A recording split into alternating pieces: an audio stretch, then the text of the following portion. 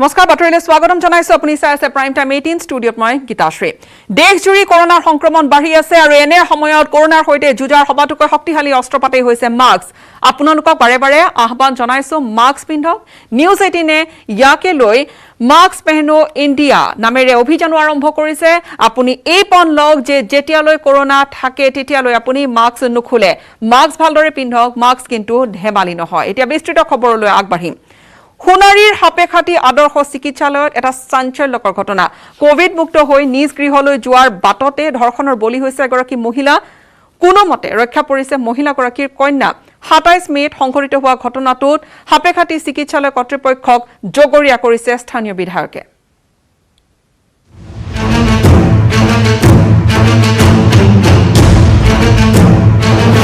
কোভিডকালীন দুৰ্যোগৰ মাজতে কোভিড ৰোগীক ধৰ্ষণ চৰাইদেউ জিলাৰ সোণাৰীৰ বৰহাটত নাৰকীয় কাণ্ড সান্ধ্য আইনৰ বাবে ঘৰলৈ উভতি যোৱাৰ কোনো বাহন নাপায় চিকিৎসালয়ৰ পৰা খোজেৰে ঘৰমুখী হৈছিল কোভিডৰ পৰা আৰোগ্য লাভ কৰা মাতৃ আৰু কন্যা 25 কিলোমিটাৰ বাট খোজকাঢ়ি ঘৰ পোৱাৰ আগমুহূৰ্তত দুই দুৰ্বৃত্তৰ চিকাৰ হ'ল দুৰ্ভগীয়া মহিলা এই চৰম ঘৃণনীয় কাণ্ডক লৈ সৃষ্টি হৈছে তীব্ৰ প্ৰতিক্ৰিয়াৰ এই ঘটনাৰ পিছতেই তৎপৰতা প্ৰদৰ্শন কৰি আৰক্ষী আটক কৰিছে দুই অভিযুক্তক পুলিচৰ সোৰ্চ লগাই পেলাই আমি যোৱাকালি ৰাতি দুজন মানুহ পিকআপ কৰিছোঁ আৰু পিকআপ কৰি পেলাই আজি তেওঁলোকৰ ফটো দেখাওঁতে তেওঁলোকে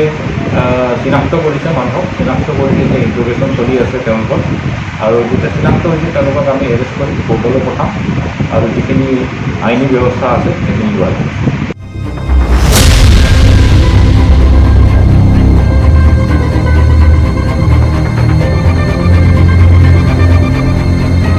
ইফালে এই জঘন্য কাণ্ডই উদঙাই দিলে চিকিৎসালয় কৰ্তৃপক্ষৰ চৰম দায়িত্ব জ্ঞানহীনতা যোৱা 17 মেত হাপেখাটি আদৰ্শ চিকিৎসালয়ত ভৰ্তি হৈছিল বৰহাট নগাগাঁও নিবাসী স্বামী স্ত্ৰী কন্যাসহ এটি 3জনীয়া পৰিয়াল ইয়াৰ মাজতে কোভিড টেষ্ট নিগেটিভ হোৱাত ঘৰলৈ উভতি গৈছিল স্বামীজন তাৰ পিছতেই বৃহস্পতিবাৰে পত্নী আৰু কন্যাৰো কোভিড টেষ্ট নিগেটিভ হোৱাত দুয়োকে চিকিৎসালয়ৰ পৰা 8 বজাত ৰিলিজ কৰি দিছিল চিকিৎসালয় কৰ্তৃপক্ষই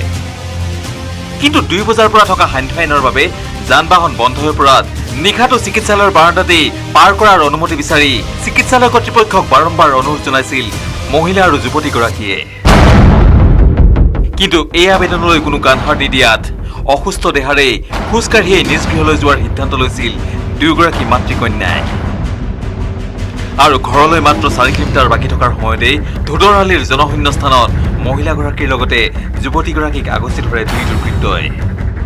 বাগিচাৰ মাজলৈ টানি নিয়াৰ চেষ্টা কৰাৰ সময়তে যুৱতীগৰাকীয়ে আন্ধাৰৰ সুযোগ গ্ৰহণ কৰি নিজৰ প্ৰাণ ৰক্ষা কৰি পলাবলৈ সক্ষম হয় যদিও মহিলাগৰাকীক বাগিচাৰ মাজলৈ নি দুই দুৰ্বৃত্তই ধৰ্ষণ কৰে মহিলাগৰাকীক ধৰ্ষণ কৰাৰ লগতে মাৰপিট কৰাৰ ফলত মহিলাগৰাকীয়ে হেৰুৱাই পেলাইছে শ্ৰৱণ শক্তিও খোজকাঢ়ি আহিছিলোঁ গাড়ী নিদিলে কলং বাইদেউহঁতক মই গাড়ী এটা দিবি নেকি কলো সিহঁতি ক'লে নিদিওঁ ক'লে কেইটা বজাত ৰিলিজ দিছিলে তোমালোকক 8টা বজাত তাৰপৰা হাতেখেতিৰ পৰা ইয়ালৈ বৰহাটলৈকে খোজকাঢ়ি আহিলা খোজকাঢ়ি আহিলোঁ ৰাস্তাৰ ঘটনাটো আহোঁতে 7টা বজাত পিছফালে চালোঁ এটা ল'ৰা মানুহ ক'লাকৈ আছিলে মাক ক'লোঁ মা ভূতে হয় ন মানুহ হয় ক'লোঁ মা ক'লে এই নহয় মানুহ ক'লে মই মানুহে হৈ ক'লোঁ আৰু দৌৰি গুচি গ'লোঁ মাক ধৰিলে আৰু মোক বান্ধি পিনে লৈ গ'ল বগান পালে দৌৰি আহিলোঁ নগাকটাত সোমালোঁ বিধি পাতি আছিলে তাত ক'লোঁ বেদী বিকিটা বৈ মাক বিচাৰিব যাওঁ ক'লোঁ বিচাৰিব গ'লোঁ নেপালোঁগৈ তাত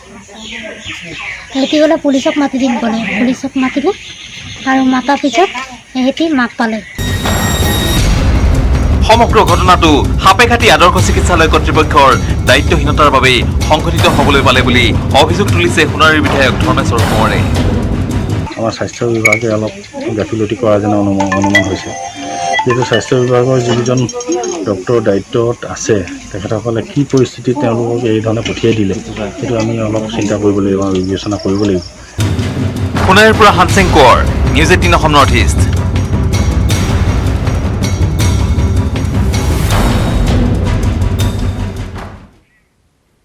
পৰেশ বৰুৱা নেতৃত্বাধীন আলফা স্বাধীনৰ সৈতে সন্মানজনক আলোচনাৰ ৰোড মেপ কেনে হ'ব কাইলৈ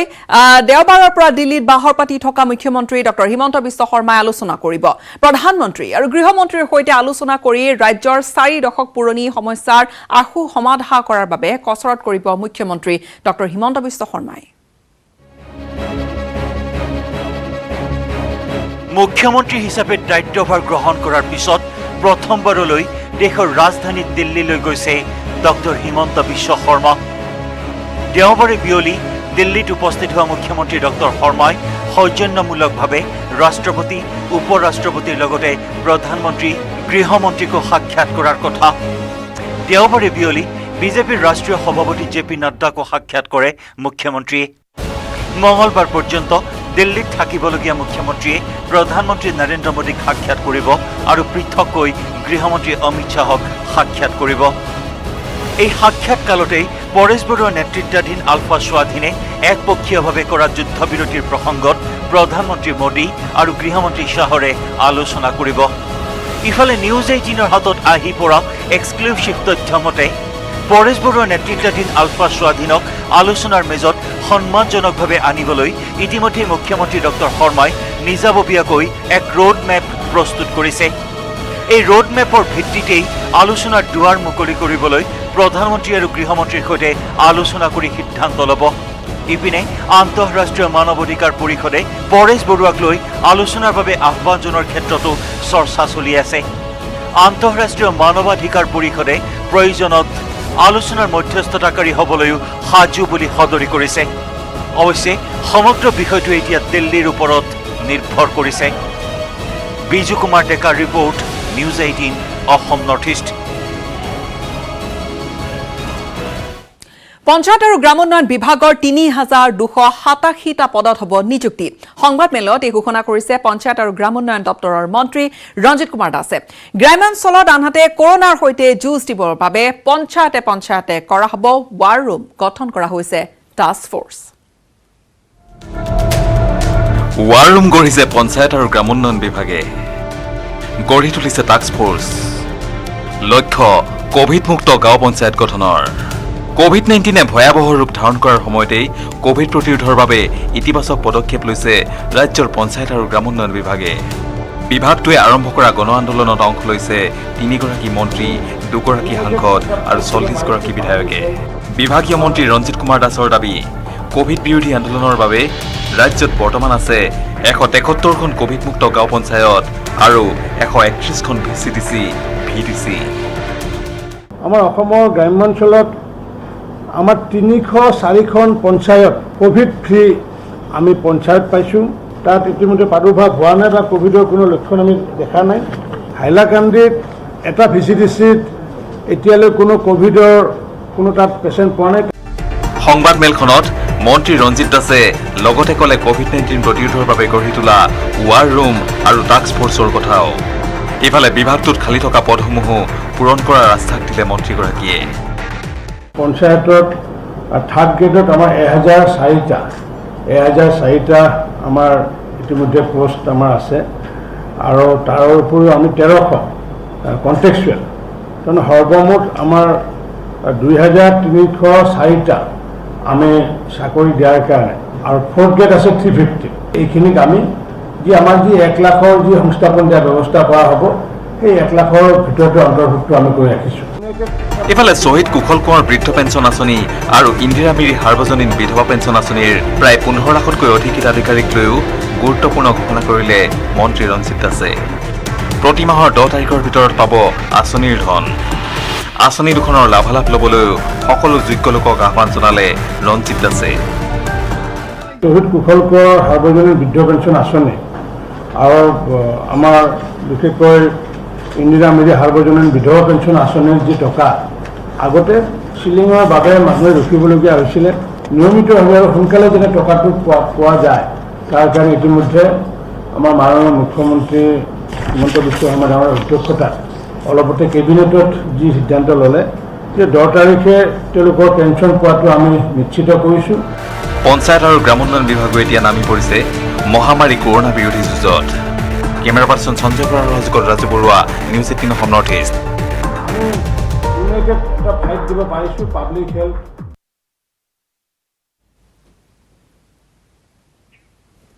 হাজো সমষ্টিৰ বিধায়িকা সুমন হৰিপ্ৰিয়াৰ মুখত এতিয়া লাকি নম্বৰৰ প্ৰসংগ 53 সংখ্যাটো এতিয়া বিধায়িকাগৰাকীৰ বাবে হৈ পৰিছে লাকি নম্বৰ। অসম বিধানসভাই হাজোৰ বিধায়িকাগৰাকীৰ বাবে আবণ্টন দিছে এই 53 number আৱাসগৃহটো।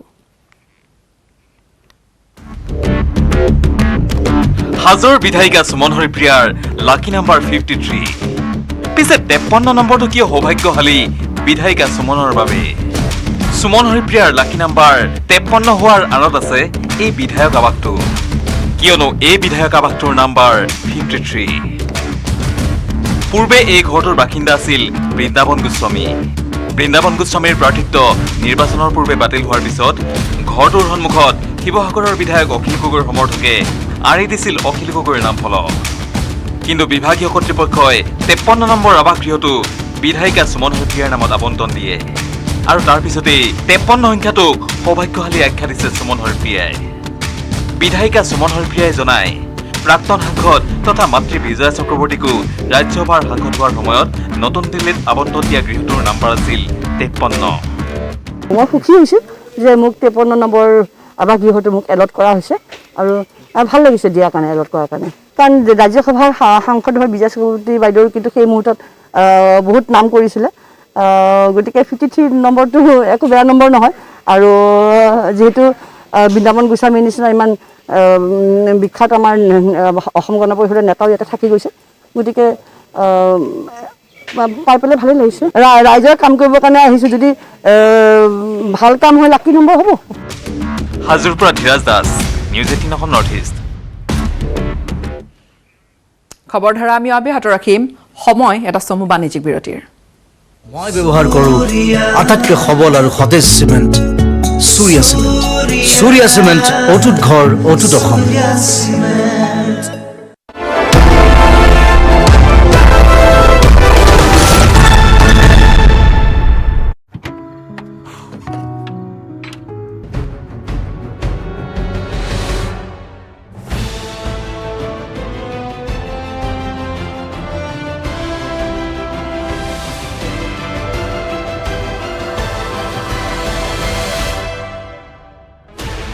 Sixteen channels,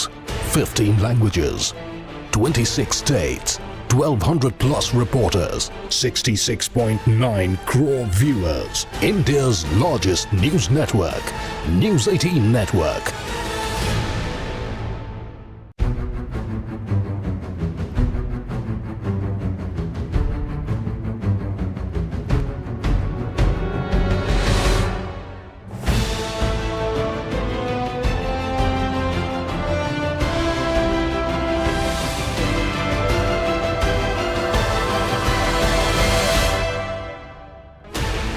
Sixteen channels, 15 languages,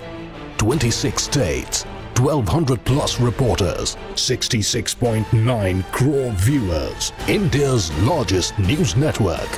News 18 Network.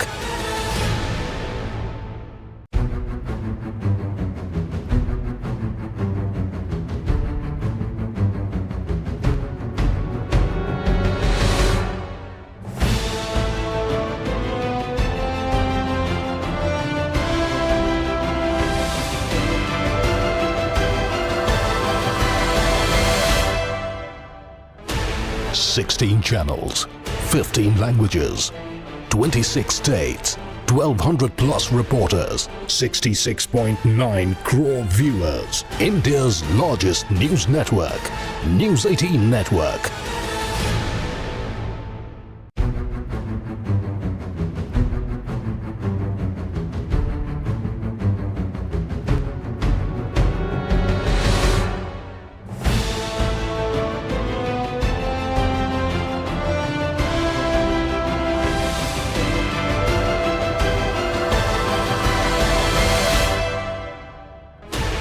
Sixteen channels, 15 languages,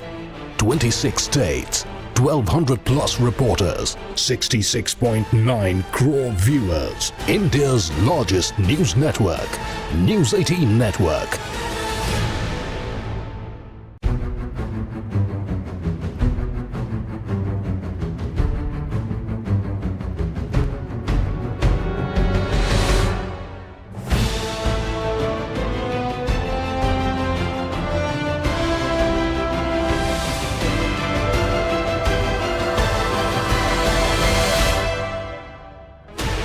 16 channels, 15 languages,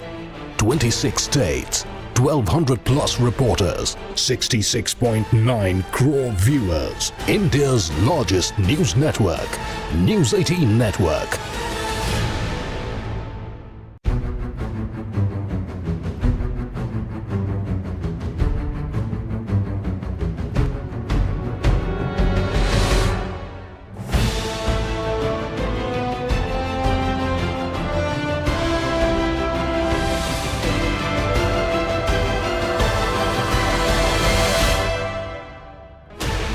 Sixteen channels, 15 languages,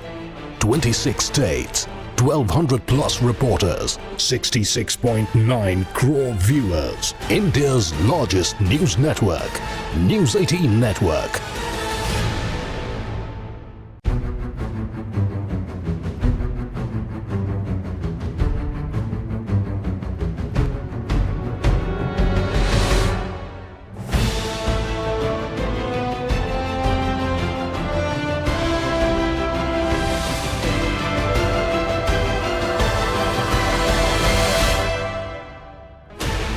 Sixteen channels, 15 languages,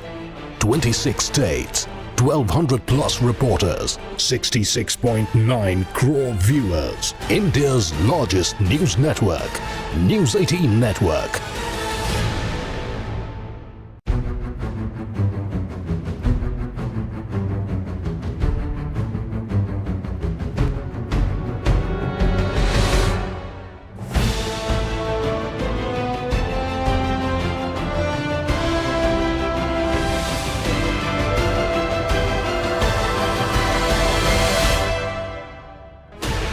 Sixteen channels, 15 languages,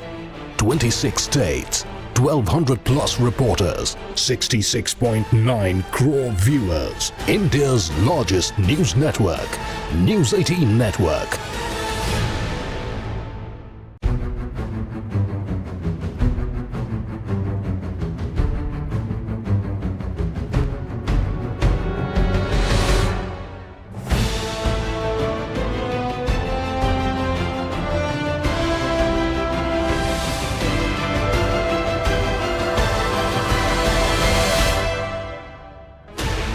Sixteen channels, 15 languages,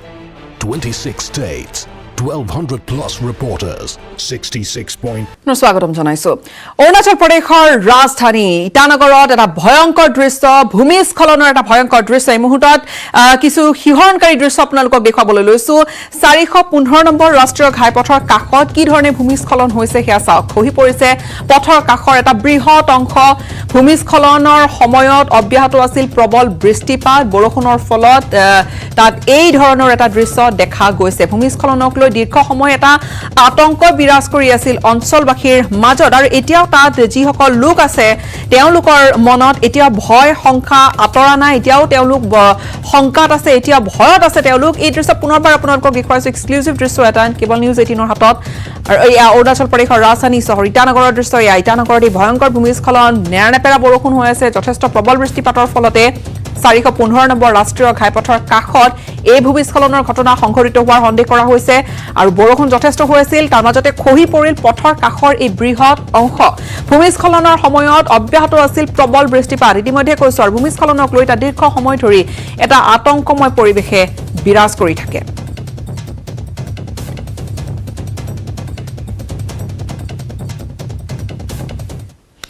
ৰাজ্যৰ অনেক গুৰুত্বপূৰ্ণ খবৰ এক ব্ৰেকিং নিউজ ধুবুৰী সীমান্ত উপ আৰক্ষী অধীক্ষক যতীন দাসক গ্ৰেপ্তাৰ কৰা হৈছে ধুবুৰী আৰক্ষী অধীক্ষক অভিজিত গৌতম দিলীপৰ নিৰ্দেশতে গ্ৰেপ্তাৰ কৰা হৈছে এক অভিযান চলোৱা হৈছিল তেওঁৰ বিৰুদ্ধে আৰু গ্ৰেপ্তাৰ কৰা হৈছে সীমান্ত উপ আৰক্ষী অধীক্ষক গৰাকীক কেইবাটাও সিন্ডিকেটৰ সৈতে জড়িত থকাৰ অভিযোগ উত্থাপন হৈছে কেইবাটাও সিন্ডিকেটৰ সৈতে জড়িত থকাৰ অভিযোগ সীমান্ত উপ আৰক্ষী অধীক্ষক যতীন দাসৰ বিৰুদ্ধে বৰ্তমান ধুবুৰী সদৰ থানাত মাৰাথন জেৰা চলাই থকা গৈছে বিষয়াগৰাকীক আৰক্ষী বিষয়াজনৰ লগতে ৰফিকুল পাৰামানি নামৰ এজনকো গ্ৰেপ্তাৰ কৰা হৈছে সুধাপোছা অব্যাহত ৰাখিছে কিন্তু এই ঘটনাই কৰবাত নহয় কৰবাত কিন্তু অসম আৰক্ষীৰ গাটো চেকা পেলাইছে এফালে অসম আৰক্ষীয়ে তীব্ৰতৰ কৰি তুলিছে ড্ৰাগছ বিৰোধী অভিযান য'ত এফালৰ পৰা ড্ৰাগছ সৰবৰাহকাৰীক কৰায়ত্ব কৰিছে। তাৰ মাজতে এই খবৰ ধুবুৰীৰ পৰা। ধুবুৰীৰ সীমান্ত উপ আৰক্ষী অধীক্ষক যতীন দাসক গ্ৰেপ্তাৰ কৰা হৈছে। ধুবুৰী আৰক্ষী অধীক্ষকৰ নেতৃত্বত ধুবুৰী আৰক্ষী অধীক্ষক অভিজিত গৌতম দিলীপৰ নেতৃত্বত নিৰ্দেশত এই অভিযান চলোৱা হৈছিল। গ্ৰেপ্তাৰ কৰা হৈছে সীমান্ত উপ আৰক্ষী অধীক্ষকগৰাকীক আৰু কেইবাটাও সিন্ডিকেটৰ সৈতে জড়িত আছিল সীমান্ত উপ আৰক্ষী অধীক্ষক যতীন দাস। বৰ্তমান ধুবুৰী সদৰ থানাত মাৰাথন জেৰা চলাই থকা গৈছে। মাৰাথন জেৰা চলাই আছে আৰক্ষীয়ে। আৰু এজনক গ্ৰেপ্তাৰ কৰিছে। সোধা পোছা একেলগে কৰি থকা গৈছে। আৰক্ষী বিষয়াজনৰ লগতে ৰফিকুল পাৰামানি নামৰ এজনকো গ্ৰেপ্তাৰ কৰা হৈছে।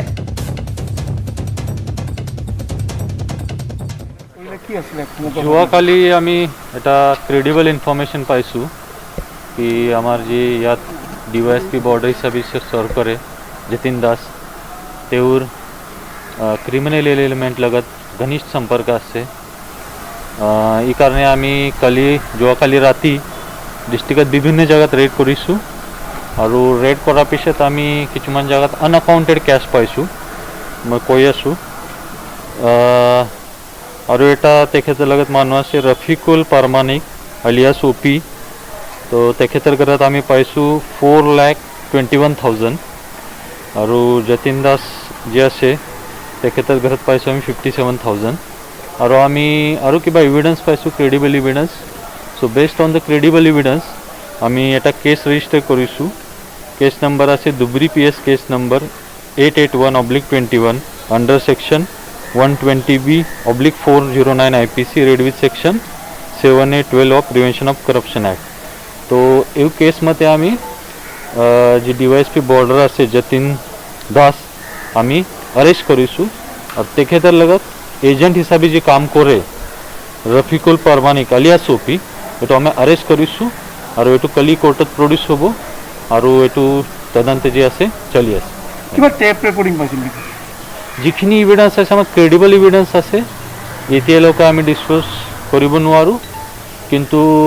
এট দ্য ৰাইট টাইম আপোনাক আমি জনাই দিম। কেনেকুৱা ধৰণৰ ব্যৱসায়খিনি চলাই গৈছিলে, কেনেকুৱা ধৰণৰ চিণ্ডিকেট চলাই গৈছিলে? যিখিনি ইনফৰ্মেশ্যন আছে এতিয়া আমি তদন্ত কৰি আছোঁ, ইণ্ট্ৰগেশ্যন কৰি আছোঁ। যিখিনি ইনফৰ্মেশ্যন আছে ক্ৰেডিবলি আমি যি পাইছোঁ এইটো এট দ্য ৰাইট টাইম আমি আপোনাক ডিছক্ল'জ কৰিম। ঠিক আছে, ধন্যবাদ।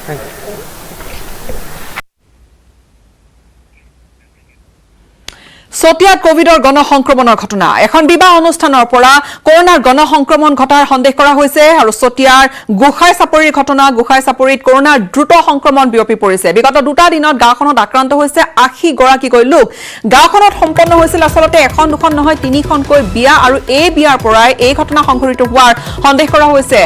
24 মে'ত মৃত্যু ঘটিছিল গাঁওখনৰ কৰোনা আক্ৰান্ত এজন যুৱকৰ। তাৰ পিছতো কিন্তু গাঁওখনত অনুষ্ঠিত হৈছিল আচলতে আড়ম্বৰপূৰ্ণকৈ, বিভিন্নজনে ক'ব বিচাৰে আড়ম্বৰপূৰ্ণকৈ 3খনকৈ বিয়া অনুষ্ঠিত হৈছিল। প্ৰশাসনে গাঁওখনক ইতিমধ্যে কণ্টেইনমেণ্ট জোন হিচাপে ঘোষণা কৰিছে যদিও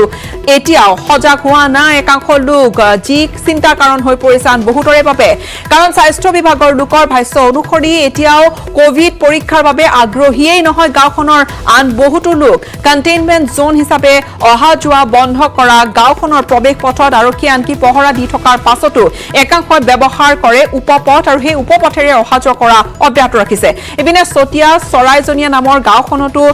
তাত এদিনৰ ভিতৰতে আক্ৰান্ত হৈছে 6 গৰাকীকৈ লোক। ভুল কৰিলে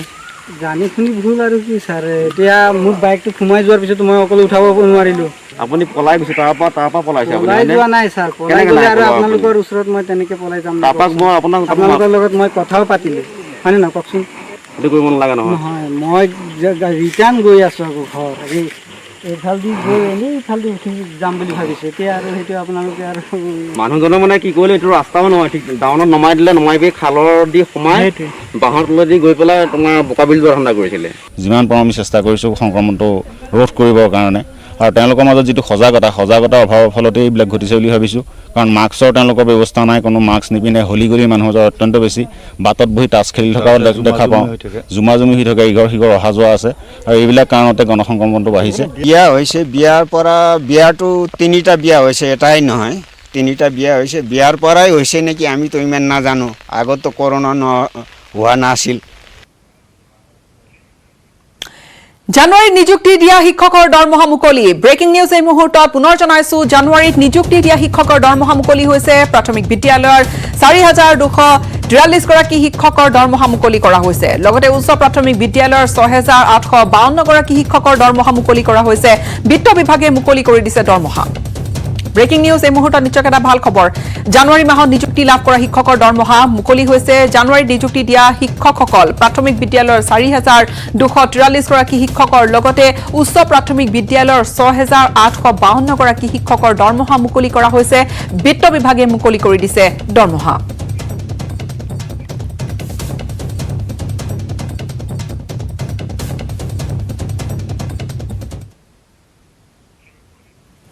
এতিয়াৰ পৰা সহজতে লাভ কৰিব পাৰিব কোভিড টেষ্টৰ ফলাফল কামৰূপ জিলা প্ৰশাসনে মুকলি কৰিছে এটা বিশেষ পৰ্টেলটো হৈছে কামৰূপ মেট্ৰ health.org নামৰ এই পৰ্টেল যাৰ জৰিয়তে লাভ কৰিব ফলাফল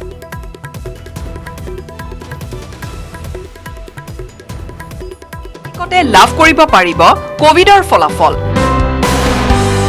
কামৰূপ জিলা প্ৰশাসনে মুকলি কৰিলে কোভিড ফলাফলৰ পৰ্টেল গুৱাহাটীত কোভিড পৰীক্ষা কৰা সকলে এতিয়াৰে পৰা ৰিপৰ্টৰ বাবে অপেক্ষা কৰাৰ নাই কোনো প্ৰয়োজন মাথো এটা ক্লিকতে জানিব পাৰিব কোভিড পৰীক্ষাৰ ফলাফল ৰাষ্ট্ৰীয় স্বাস্থ্য অভিযানৰ কামৰূপ মহানগৰ জিলা প্ৰশাসনে মুকলি কৰে এটা portal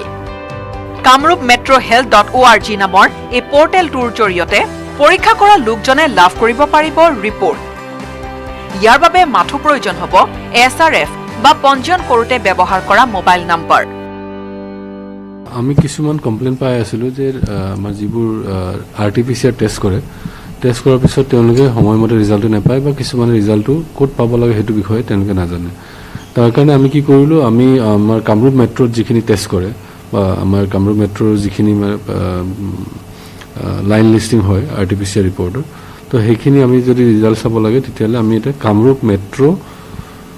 health.org Kamrup metro health.org তো এই কামৰূপ মেট্ৰ health.org যদি আপোনালোকে পৰ্টেলটোত যদি আপোনালোকে ক্লিক কৰে তেতিয়াহ'লে আপোনালোকে তাতে এটা হেৰি পাব য'ত SRF আইডিটো আপোনাৰ নিজৰ যদি SRF আইডি থাকে এই SRF আইডিটো দিলে আৰু লগতে আপোনাৰ ৰেজিষ্টাৰ্ড যোনটো মোবাইল নম্বৰ যোনটো নম্বৰ আপোনালোকে সেই SRF আইডি জেনেৰেট কৰোঁতে দিছিলে এই নম্বৰটো দিলে আপোনালোকে ৰিজাল্টখিনি চাব পাৰিব কোভিড সম্পৰ্কীয় সকলো তথ্যৰ বেমেজালি নোহোৱাৰ বাবে এই ব্যৱস্থা হাতত লৈছে কামৰূপ মেট্ৰ উপায়ুক্ত বিশ্বজিৎ পেগুৱে এতিয়ালৈকে উপকৃত হৈছে 18,000ৰো অধিক ব্যক্তি আৰু যদি কিবা কাৰণত এই পৰ্টেলৰ যোগেদি নহয় তেতিয়াহ'লে আমাৰ এটা হোৱাটছআপ নম্বৰ আছে এই হোৱাটছআপ নম্বৰ দিলেও আমি ৰিজাল্টখিনি আপোনালোকক জনাবলৈ পাৰিম কোভিডৰ ফলাফলৰ বাবে অধিক অপেক্ষাৰ অসুবিধা হ্ৰাস কৰিবৰ বাবে এই পৰ্টেলটো মুকলি কৰা হৈছে কেমেৰা পাৰ্চন সঞ্জয় বৰাৰ সৈতে হিৰকজ্যোতি মালাকাৰৰ report news 18 Assam north east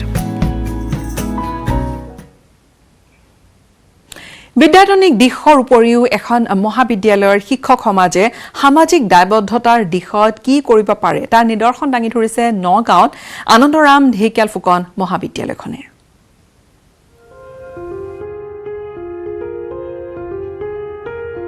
শিক্ষক সমাজৰ পিতৃস্বৰূপ